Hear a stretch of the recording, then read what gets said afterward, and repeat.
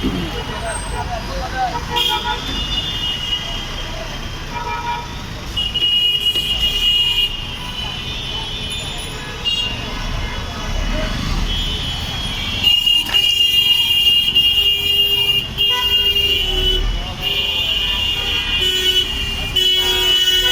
শুক্রবার এবং জুম্মার নামাজের পর প্রচণ্ড বৃষ্টি কয়েক ঘন্টা পড়েছে। সারাদিন ছিল প্রচণ্ড গরম। তাই যে রাজধানী ঢাকায় আমরা দেখতে পাচ্ছি কয়েক ঘন্টা পর মানুষ আবার এখন চলাফেরা করছে।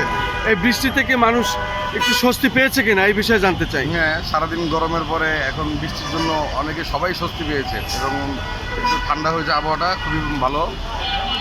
বৃষ্টি হলে সমস্যা, জলাবদ্ধতা হয়, অনেক হয়, তারপরও মানুষের একটু স্বস্তির দরকার গরমের পরে, এর জন্য একটু বৃষ্টি হওয়া উচিত। ওকে, অনেক ধন্যবাদ।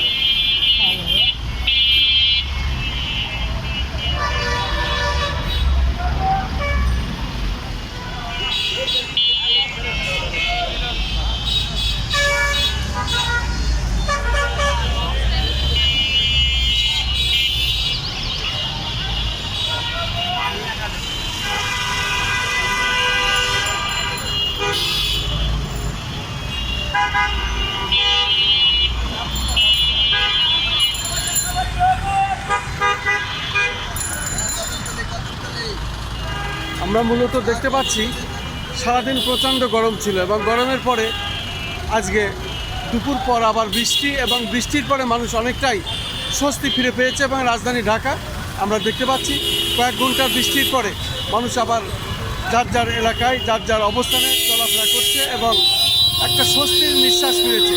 আবহাওয়া অনেকটাই ঠান্ডা হয়েছে।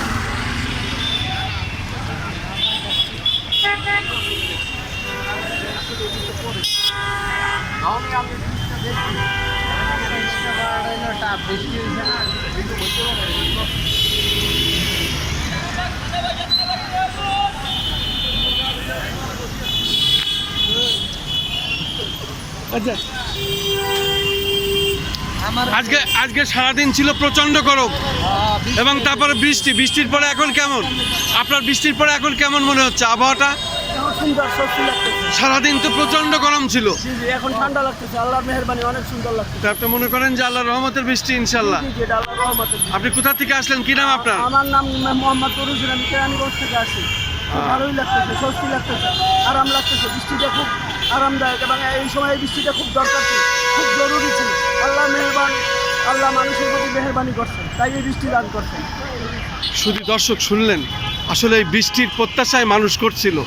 আবহাওয়া ছিল প্রচণ্ড গরম বেশ কয়েক সপ্তাহ। আজকে হঠাৎ বৃষ্টির পরে মানুষ একটু স্বস্তির নিঃশ্বাস ফিরে পেয়েছে, সেটাই আমি জানলাম এবং সেটাই আমি ধারণ করছি এবং সেটাই আমি দেখানোর চেষ্টা করছি।